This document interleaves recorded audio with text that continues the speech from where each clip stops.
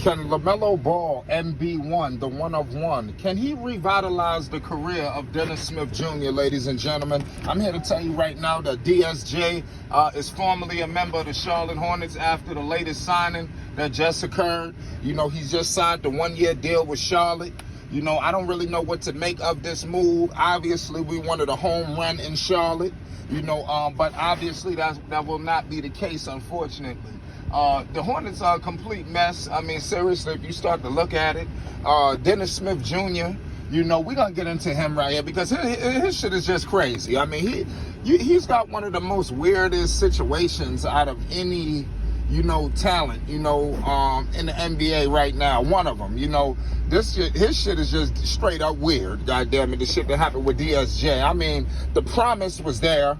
You know, we're going to get into it. I mean, I thought this man was going to be the heir apparent to Dirk Nowitzki. You know, I thought this dude was going to be the face of the New York Knicks because he showed signs and flashes of greatness. But for somewhere down the line, I don't know what happened. It's just like he just completely forgot to play basketball. I'm not sure what the hell occurred. You know, but it just, the fall from grace for Dennis Smith Jr. is tremendous. This dude right here, the same guy that was ready to go toe-to-toe with Kyrie Irving. This is Dennis Smith Jr., ladies and gentlemen. You know, the kid got a lot of heart. We ain't gonna sit up there and question the man's heart. You know, but something's going on with this dude. This shit is crazy.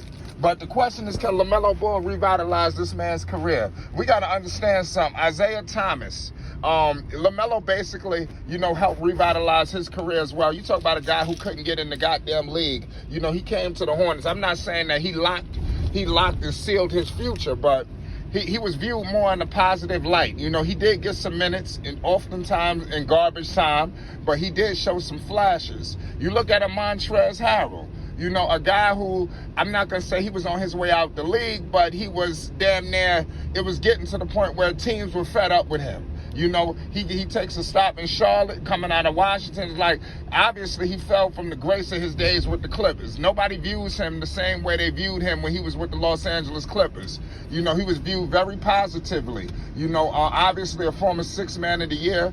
But once he took a trip down with LeBron James and the Lakers, you know, he became a punching bag where oftentimes a lot of NBA heads, you know, would attack him. You know, he found himself in a lot of tough situations, unfortunately. You know, he goes down with the Hornets, you know, he gets down with LaMelo Ball. Before you know it, now you're starting to see him viewed in a positive light, ladies and gentlemen. This is what LaMelo Ball can do. This is the power of MB1, ladies and gentlemen. This is what he do. You know, we just got to give credit where credit is due, ladies and gentlemen. I know it's hard. I know it's tough. But at the end of the day, this is LaMelo Ball at the end of the day, man. He is the one of one. You know, if anybody can do it, he can do it. Dennis Smith Jr., when he was drafted, he was picked in that draft, you know, with Lonzo Ball and all of that, you know. So I believe that was 17. You know, we all know, you know, what this guy brought to the table. You know, his rookie year, ladies and gentlemen, with Dallas, the kid averaged 15 points per game. I told you, I'm talking about like Dirk Nowitzki thought that this was going to be the new face of the Dallas Mavericks. I know Mark Cuban did. I know Carlisle did. Stevie Wonder could see that Dennis Smith Jr. was the face. He was going to be, and Dirk was already on his last leg. Dirk embraced Dennis Smith Jr. You know, I'm telling you, they gave the ball to DSJ and they got the hell out the way. You know, they were completely leaned on this kid. You know, obviously things took a shocking turn of events. You know, in his second year, he averaged 12 points. That second year is very pivotal, ladies and gentlemen, because I believe a guy by the name of Luka Doncic had got dropped off out in Dallas. You know, we thought he was going to Atlanta. I think DSJ might have fit a little better with Trae Young if that would have happened, but we all know they went the Luka route. You know, obviously, in my humble opinion, they made the right decision. I'm not going to sit up there and kill Dallas for doing what they did, you know, because I think anybody with a basketball mind would have moved on from Dennis Smith Jr. after seeing that he wasn't going to bring nothing to the table. You know, you didn't need to see any more. You know, you're like, okay, you know, it ain't happening. Move on, you know, and they pivoted. You know, they went all in with Luka. Obviously, this guy, Dennis Smith Jr., you know, damn near had a heart attack after that happened. I mean, he obviously looked depressed. You know, he was getting into it with Carlisle. He just completely left the team. You know, he felt so disrespected. And I'm keep 100. I mean, could you blame him?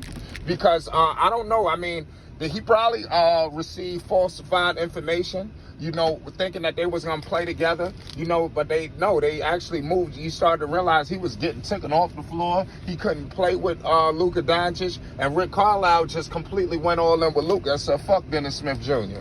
You know, so DSJ found himself in the doghouse. This man was traded to New York City, where he put up some decent numbers. The man put up 14 points per game, you know, in New York City. But obviously things went left, you know, which resorted him to only averaging 5 points his next year, you know, 3 points the year after that, 7 points in Detroit, and 5 points in Portland. So this is a guy who averaged 15 points per game in his rookie year, looking like the heir apparent to the legendary Dirk Nowitzki, NBA champion. You know, Dallas, he looked like he was going to be a lifer of Dallas, because you know Dallas hold on to their guys. So it was just shocking to see all of that take place. You know, obviously, you know, something got to give, you know, with DSJ. You know, I think it's now or never. I think he's really staring down the barrel of maybe getting on out the league if this thing continues, because it's starting to get worse. As you can see, it's getting worse. It's not getting better. It's getting worse. You know, and like I said, I think he rubbed a lot of people the wrong way, you know, so, and like I said, my man, what's my man name out there in New York? He took the Knicks job, and, damn, I forgot his name already, Fizdale. Now they done got Fizdale completely eradicated out the NBA. I mean, I wonder if Fizdale ever gonna get another opportunity. You know, it's messed up what they did, you know, but I mean, it is what it is. Fizdale went so hard trying to get these boys up to speed, it cost him his job, you know, and who knows if he'll ever get another coaching job again. You know, it is what it is, man. You know, it's Flight Sports TV. If there's anybody who could do it, it's Lamelo Ball. We all know this kid is averaging 20 points. What the hell you think the man, he averaged 15 points, shot it up to 20 in his second year. What the hell could it go to 25 this year? Easily. This is Lamelo Ball.